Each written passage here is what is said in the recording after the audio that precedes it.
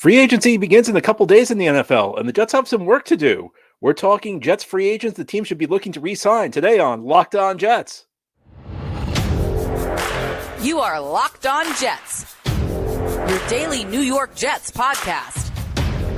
Part of the Locked On Podcast Network, your team every day.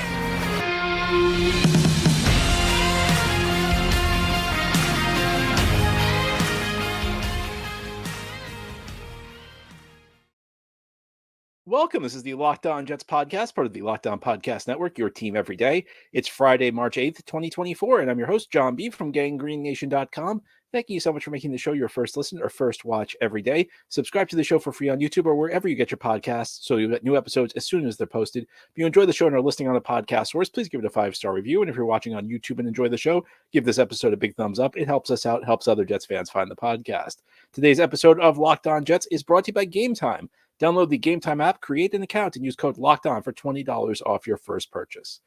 Well, free agency gets underway next week in the NFL, and all eyes are on the New York Jets right now. What will they do? We talked a lot about players the Jets should look to sign or not sign from other teams, but there are some players who were on the Jets in 2023 who are about to hit free agency, and some of them are pretty valuable to this football team. So today, as we get ready for free agency, we're going to talk about current members of the Jets about to hit free agency who the team should look to re-sign.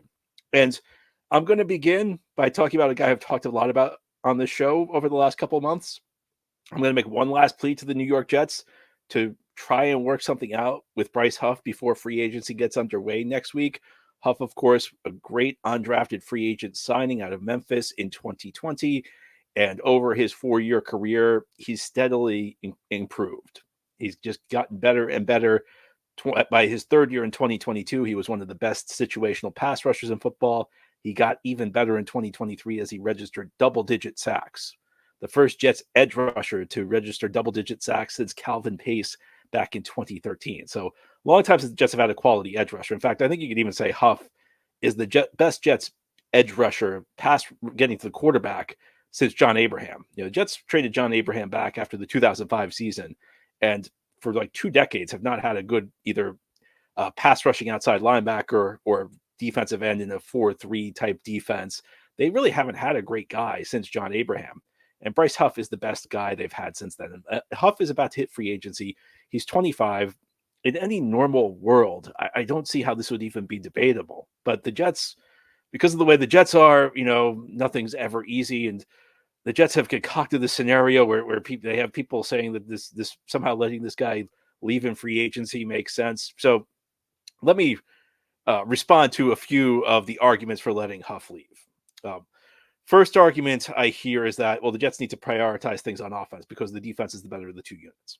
And look, there's no question that more resources should go to the offense this offseason.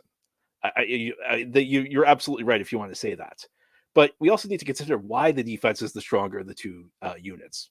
It's because of guys like Bryce Huff. No, look, I understand he's not Quinnen Williams. I understand he's not Sauce Gardner. But he's really good. On the defense, one of the most important spots is the defensive end position. And yeah, the Jets have a good one in Jermaine Johnson, who made the Pro Bowl this year. Yeah, I know they drafted Will McDonald in the first round. We don't know how good McDonald's going to be. This is a 10-sack guy, a defensive end. And he's part of the reason the defense was so good this year.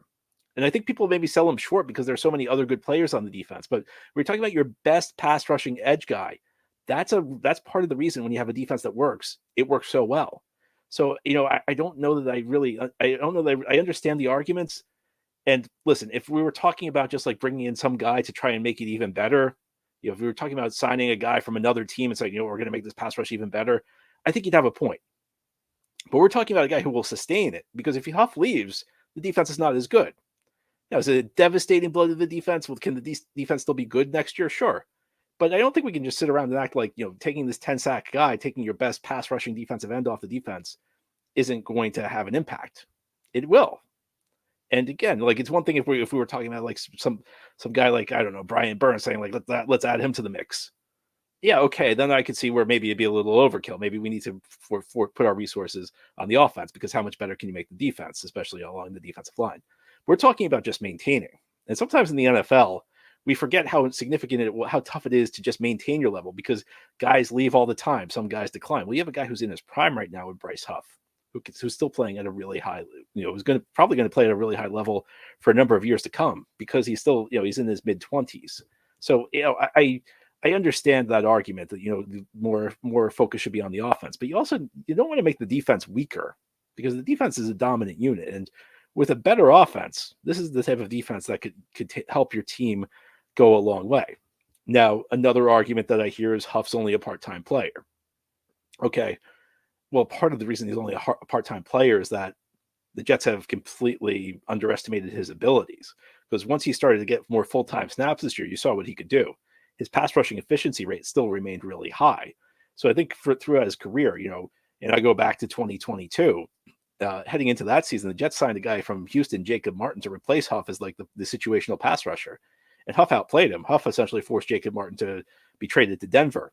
In fact, if you notice, if you look at the Jets' allotment of draft picks this year, they have 2 4th-round picks. They have an extra 4th-round pick because they traded Jacob Martin to Denver last year in a pick swap. So they don't have a 5th-round pick. They got Denver's 4th-round pick and sent Jacob Martin their 5th-round pick this year to the Broncos. And then Huff, he just keeps improving. They added to his role this year, and he continued to produce.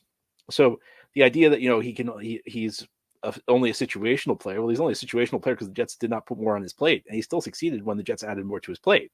The other argument I hear is he's not that good against the run. Okay, not a terrible point, but when you're talking about a double-digit sack guy, you're not necessarily putting him out there to play the run. And if you look at the way the Jets defense operates, I think the defensive ends are kind of 2 different positions, because you have the guy who gets after the quarterback. That's Bryce Huff. Then you have the guy on the other side, John Franklin Myers, who's kind of just more of a bigger guy, more of a power end, holds up more against the run, can still get to the quarterback, can collapse the pocket.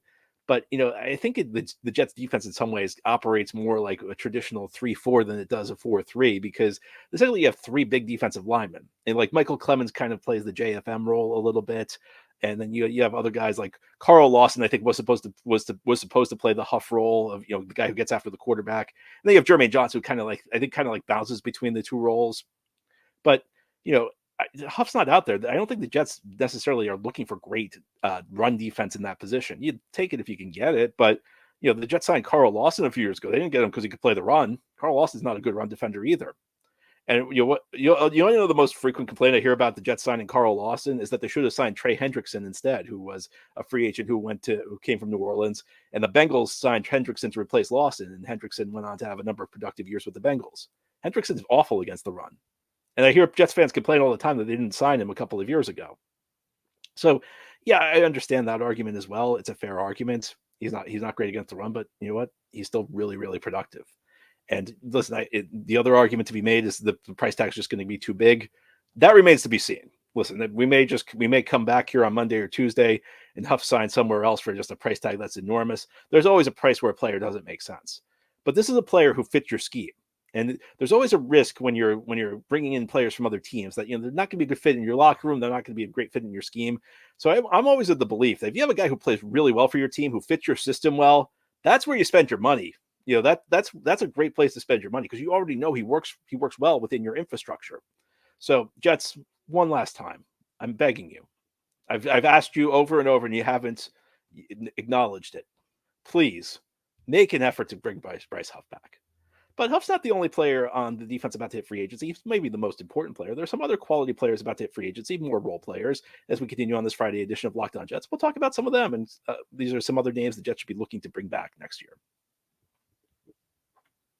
Today's episode of Locked On Jets is brought to you by Robinhood. Did you know that even if you have a 401k for retirement, you can still have an IRA? Robinhood has the only IRA that gives you a 3% boost on every dollar you contribute when you subscribe to Robinhood Gold. But get this, now through April 30th, Robinhood is even boosting every single dollar you transfer in from another retirement account with a 3% match. That's right, no cap on the 3% match. Robinhood Gold gets you the most for your retirement thanks to their IRA with a 3% match. The offer is good through April 30th. Get started at robinhood.com/boost. Subscription fees apply. And now for some legal info. Claim as of Q1 2024, validated by Radius Global Market Research. Investing involves risk, including loss. Limitations apply to IRAs and 401ks. 3% match requires Robinhood Gold for 1 year from the date of the first 3% match. Must keep Robinhood IRA for 5 years. The 3% matching on transfers is subject to specific terms and conditions. Robinhood IRA available to U.S. customers in good standing. Robinhood Financial LLC, member SIPC, is a registered broker-dealer. Thank you so much for making Locked On Jets your first listen or first watch every day. And a big shout out to you everydayers. This is a daily podcast covering the New York Jets. We have new episodes each day through the week, Monday through Friday, and then bonus episodes as needed. We're getting ready for the start of free agency in the NFL. Things unofficially get underway on Monday with the start of the quote-unquote legal tampering period. Although I can guarantee you there's been some illegal tampering going on in the NFL over the last couple of days, because what'll happen is Monday is kind of like the date where teams are allowed to begin talking to free agents. It's noon Eastern, and you'll see some report that a player reached an agreement to join a new team at like 12:05, like 5 minutes after the legal tampering period begins. And I'm guessing that the team and player didn't took more than 5 minutes to work out a deal. So that's the unofficial start of NFL free agency. Although I think there's probably been some illegal tampering going on over the last couple of days and weeks. But the Jets, although they're a team everybody's looking at and wondering what they're going to do, and although people are talking about players from other teams the Jets could be adding, Jets have some key players hitting free agency. We just talked about Bryce Huff in our first segment. There are some other guys on the defensive side of the ball that they want to look at retaining. And these aren't guys who are necessarily stars. They're not necessarily even impact guys the way Huff is. These are guys who have played roles that are significant for the Jets. These are more the role player types. I think looking at this, Jordan Whitehead's a guy who I expect to not come back because I just think he's going to cost too much money for what he brings. He's an okay safety. He can play the deep middle. He can play the box. He can move around a little bit, but he's so shaky tackling. And I don't think you want that as your last line of defense. But, a guy I think the Jets could bring back is Chuck Clark, who they acquired a year ago. A really savvy trade, I thought, with the Baltimore Ravens, where they sent the 7th round pick. Clark had really done nothing wrong. It's just the Ravens had a lot of talent at the safety position, and they just didn't have enough room for him. So they sent him to the Jets for a 7th, and then unfortunately Clark suffered a serious injury during the offseason and missed the whole year. Well, he's about to hit free agency, and he's always been a solid player with Baltimore. And the Jets, safety room is probably the weak point of their defense, but it's not really a spot the Jets should be spending big on. I talked about this a little bit yesterday. It seems like it's going to be a soft market at the safety position. So I think it'll make sense for the Jets to maybe sit back a little bit, wait for the dust to clear, because there will be good guys available most likely.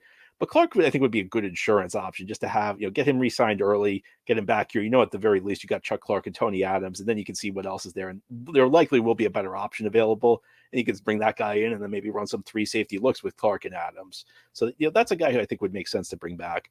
Another guy who, would be a solid re-sign would be Quentin Jefferson. Jets got him a year ago from Seattle. I don't think he's going to cost too much. Unless this is not a guy I'd stretch a lot for, because my theory is that part of the reason Quentin Jefferson looked pretty good last year was playing next to Quinnen Williams. A couple of years ago, Sheldon Rankins had a really good season next to Quinnen Williams. Jets let him go in free agency, and the defense really did not miss a beat, and guys like Jefferson stepped in. But that said, again, going back to what I said about Huff a little bit earlier, if you have a guy can work in your system, you can keep him for a reasonable price. It makes sense to do. If Jefferson's looking for crazy money, then you let him go. And I think there's an argument to be made that at a certain price you could say, we slotted this guy. He was kind of a veteran journeyman. We put him in next to Quinnen Williams last year, and it worked out fine. We can find another veteran journeyman who's a solid player who can slot it next to Quinnen Williams, and we'll figure it out that way. That's a fair point to make. But if you can get Quentin Jefferson back under contract, I think that would be a move that would be pretty logical for this team. Because the Jets have guys on the defensive line at the defensive end position, but there's not really a lot beyond Quinnen at defensive tackle. Now, the good news is that, there's always a defensive tackle. There's always some veteran guy like a Quentin Jefferson, in his 30s, nearing the end of his career, who can still play at a decent level. Is just trying to hold on in the league, and will take a cheap contract. So, I'm not overly worried, but to me, this would be a guy, if you can keep him around, there'd be logic to it, because you don't really have anybody else at the defensive tackle position. Ashton Davis, a guy I was very critical of a couple of years ago, and I don't think unfairly so, a guy who played very poorly at the safety position back in 2021, kind of found a new role as a guy who stepped on the field. I don't know if you'd call him 3 safety looks or whether he's more of a dime linebacker. but he played a lot in the box. He also moved out a little bit to the slot, played a little bit wider, but he was playing close to the line of scrimmage. And I think that role really helped him because he became a guy. If every time you watched him, it seemed like he was doing something good. It seemed like he was making a play close to the line of scrimmage. It seemed like he was stripping a ball out. He was intercepting a pass. A guy who sometimes in the NFL guys have skill sets, but they're limited skill sets. And part of what good coaching is, and it's tough for me to believe I'm going to praise the Jets coaching here, although their defensive coaching is pretty good. But part of good coaching is putting guys in positions where the things they do well are maximized and the things they do poorly are minimized. And for Ashton Davis, what he does well is he flies to the football. He's got a lot of speed. He can be aggressive. What he does poorly is sometimes he's a little bit too out of control. Now, if you're playing close to the box, aggressiveness is good because, first of all, it cuts down on the angle you have to travel to get to somebody. You don't have to travel as much distance, which means you're less likely to take a bad angle. Whereas when you play the deep safety position, you're coming a long distance. Sometimes you take a really bad angle. And Ashton Davis did that an awful lot back in 2021 when he was playing more deep safety for the Jets. So I think what Ashton Davis has shown you is he's not a guy I'd love as a starting safety, but he's a guy who's shown he's a useful player as a kind of a box player, as a guy who plays close to the line of scrimmage, kind of like a hybrid safety linebacker type of role, playing part-time, not a guy you want to give a full allotment of snaps to, but he kind of carved out a niche that way. And he's also a guy who plays a lot of special teams units. This is a player Brant Boyer clearly loves. He plays him across a bunch of different special teams units, does a good job. Again, lots of speed, lots of hustle from him. So this is a guy who's kind of won me over, a guy I was very critical of. And I think for the role the Jets had him in, he was a third-round pick. I think they viewed him as a future starting safety when they drafted him back in 2020. And that did not really pan out. But I think, a guy who has found a role, found a spot where he could play in this league, and as long as the deal doesn't get too crazy, I don't think he should get much of a salary increase over like the $1.2 million he was on in 2023. But if you can get him back for another million or so, I think that would be a logical move. And the last guy I don't think is as critical, but Bryce Hall, who may not be a starting caliber corner, but at least shown that he can play a little zone. He's not a guy you want starting because you can't cover man to man at all. If you give him a very confined zone, he can handle the job well enough as long as you put a good pass rush in front of him. He held up fine when Sauce Gardner and DJ Reed were out for a couple of games this season.